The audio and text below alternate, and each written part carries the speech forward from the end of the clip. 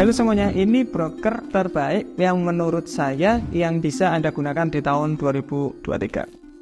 2 tahun lalu saya bikin 5 broker terbaik untuk trader Indonesia. Saya akan berikan sedikit update di sana. Yang pertama ada list, kita tulis broker di 2023. Di yang kemarin ada list FBS. FBS ini tidak terregulasi di Indonesia. Kemarin saya pakai itu untuk akun challenge. Kalau kalian lihat challenge kita dari 10 juta jadi 120 juta. Kemarin itu saya withdraw di akun challenge itu 10.000. Saya withdraw 10.000 US dollar. Biasanya ketika kita withdraw katakanlah $300, $1.000 itu cuma 30 menit. Biasanya itu segitu. Tetapi ketika saya withdraw agak banyak di 10.000, agak lumayan lama, dan ketika kita chat di customer service-nya juga bertele-tele, dia katanya servernya dan lagi banyak transaksi dan lain-lain. Tapi akhirnya tetap masuk ke rekening saya. Tetapi ingat, biasanya kayak gini, ketika kita withdraw banyak kok jadi agak lama, itu kita harus mulai agak was-was. Maka dari itu, uang yang dari FBS ini saya ambil semuanya. Takutnya nanti ada apa-apa ke depannya. Kemudian ada lagi, rame kemarin ada Okta ID. Saya bikin video Okta ID tutup, tapi ternyata terkena hack untuk brokernya. Pikiran saya di Okta ID di sini, ketika broker ini terkena hack, uang kita ketahan di sana. Jadi nanti kalau kita ada apa-apa bagaimana? Nah, jadi saya agak hindari di Okta ID ini kalau saya pribadi, karena saya takut nanti ketika saya taruh nanti ke hack lagi, gimana nanti uang saya. Jadi saya lebih menghindari itu. Nah, itu yang update untuk 2 tahun ke belakang. Kita lanjut ke 5 broker yang saya suka. Ini listnya bukan kayak ini nomor 1, ini nomor 2, ini nomor 3, tetapi listnya ya 5 broker ini ada keuntungan, ada kelebihan. Nanti kita bakalan bahas keuntungannya apa, kelebihannya apa, yang cocok buat Anda yang mana, kalian bisa pakai yang itu. Broker yang lumayan menurut saya adalah GK Invest. GK Invest di sini keuntungannya karena ada kredibilitasnya lumayan baik atau terpercaya oleh banyak trader juga. Jadi lumayan baik untuk masalah kredibilitas untuk di GK Invest. Tipe akun yang saya suka di GK Invest ada namanya fixed rate. Ini yang saya suka dari GK Invest, ada namanya fixed rate. Fixed rate di sini walaupun nggak bakalan ada slippage, jadi rate-nya itu tetap, rate-nya tetap. Katakanlah Euro USD spread-nya 11 poin, ya bakalan tetap 11 poin. Walaupun ada berita, itu ya tetap 11 poin. Itu yang saya suka. Ada namanya fixed rate di sana. Kemudian ada ini fixed rate untuk spread-nya. Ini keuntungannya. Kemudian regulasinya jelas karena kredibilitasnya juga bagus. Free swap, nggak ada swap. Kalau yang pakai akun syariah bisa pakai GK Invest. Kemudian kelemahannya apa? Kelemahannya yang pertama hanya bisa 0,1 lot minimal. Jadi kalau modal kalian kecil nggak bisa, karena minimal open posisi 0,1 lot. Kemudian yang kedua, modal awal setoran itu 200 US dollar. Harus 200 US dollar. Kalau modalnya lebih kecil dari ini nggak bisa kalian. Dan kelebihannya ini one day withdraw. Jadi ketika kita withdraw hari ini jam 11 nanti langsung kita dapat uangnya. Tetap saya suka. Itu untuk GK Invest. Bikin akunnya gimana? Tetap bikin akun di Indonesia itu agak ribet regulasinya. Harus dari demo account dulu, kemudian dirubah sama dia jadi real account. Jadi agak ribet. Kenapa sih nggak langsung aja? Itu biasa kalau broker Indo kayak gitu. Itu nggak kaget saya. Yang kedua yang menarik, broker lumayan baru menurut saya dan lumayan menarik, yaitu DCFX. DCFX di sini kelebihannya nggak ada fixed rate.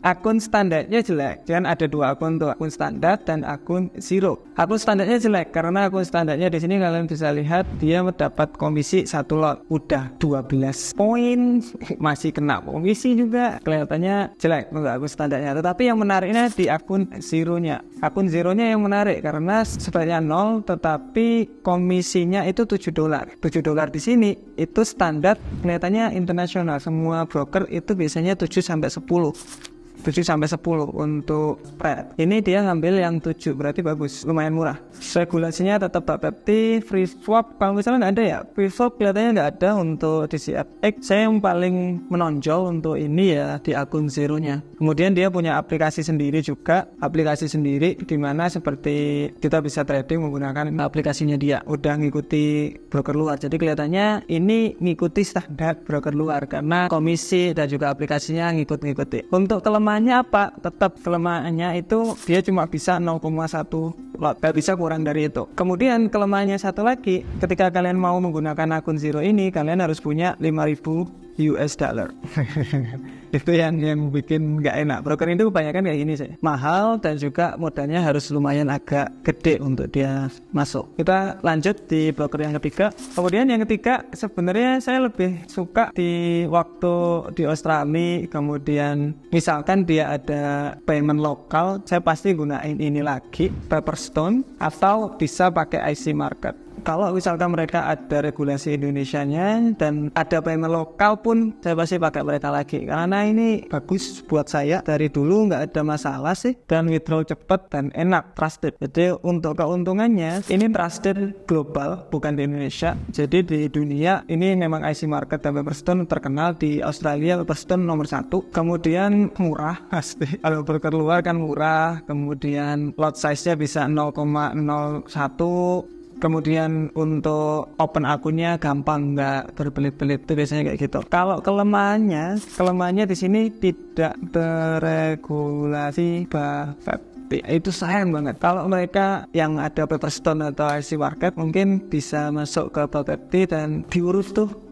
regulasi Bapepti. Jadi biar kompetitor broker di Indonesia itu semakin sengit, jadi mereka bisa lebih baik untuk improve brokernya mereka, atau kayak customer service-nya bisa lebih baik, kemudian lot size itu bisa lebih kecil lagi, trader kecil bisa masuk, komisi-komisi nggak perlu gede-gede. Itu juga apa ya maksudnya ya, biar bisa enak gitu loh, kompetitif. Karena ketika sedikit kompetisi itu mereka pasti mahal-mahalin. Itu yang agak nggak enaknya di Indonesia. Ada beberapa broker itu tadi Indo-Indo, luar-luar, ini aja. Yang satunya ada MEFX. MEFX di sini juga lumayan menurut saya, karena pertama kalian bisa keuntungannya pasti Bapepti, masih Bapepti. Bisa pakai 0,01. Jadi kalau modal kecil bisa masuk MEFX pakai 0,01. Enak. Ada 4 akun yang dia sediakan, ada ultra low, standar, pro sama multilateral. Ultra low di sini modal awal bisa 500, spreadnya 0,2, komisi 10. Lumayan mahal.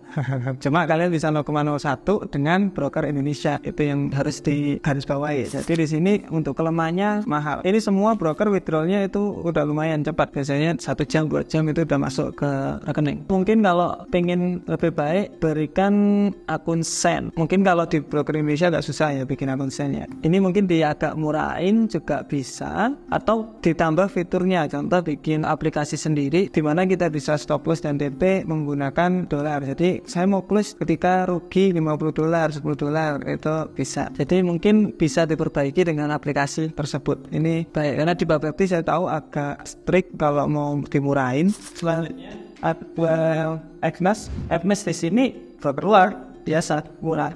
Ada Usen, ada bisa 0,01. Wajar kalau broker luar itu harus minimal murahan. Ada Unser bisa 0,01, itu udah standarnya kayak gitu. Kemudian yang saya suka itu dia selalu update aplikasi. Menurut saya broker itu harus kayak gitu tuh. Dia punya inovasi-inovasi terbaru. Contoh ketika kita masuk ke sebuah aplikasinya dia, aplikasi Exmas langsung, itu selalu update. Entah itu kita bisa close dengan persentase resiko, atau kita bisa close dengan dolar dan lain-lain. Sekarang di Exmas ketika kita masuk ke Exmas aplikasi atau web, itu langsung trading view masuk di sana. Jadi dia selalu update. Itu yang saya suka dari broker ini. Kalau yang lain-lainnya kurang. Kalau di broker Indo mungkin di BDCS itu dia punya aplikasi, yang lainnya kan nggak begitu, tapi dia punya aplikasi yang menurut saya bisa dikembangin lebih intensif. Kelemahannya yang tidak Bapepti. Misalkan SMS bisa Bapepti itu bagus, atau mungkin broker-broker Indonesia bisa melihat, oh ini loh kayak gini, mungkin kita bisa terapkan di broker kita, jadi broker kita bisa lebih baik. Jadi kayak gitu. Karena trader-trader sekarang itu sudah mulai pintar dan mulai udah nyari-nyari broker mana yang bagus buat saya. Yang saya mau nyari yang murah, pilihannya itu udah banyak sekarang, nggak cuma sedikit kayak dulu. Dulu mungkin komisi 1 lot 20 dolar pun orang-orang masih masuk. Sekarang udah banyak yang ngapain sih 1 lot 20 dolar, kemahalan. Sekarang udah mikirnya kayak Indo. Jadi mungkin broker Indo mulai berbenah, diperbaiki, dan kualitas layanannya juga semakin diperbagus. Mungkin sih kalau menurut saya. Itu update dari broker di 2023. Semoga video ini bermanfaat, dan ingat, kita tidak ada rekomendasi dari semua broker itu tersebut, nggak ada endorse atau apa ya, nggak ada. Saya sudah pakai broker lama dari 2 tahun ini, juga saya nyoba broker lagi, masuk ke broker itu lagi, nyoba lagi dan lain-lain supaya saya bisa bikin video ini buat kalian.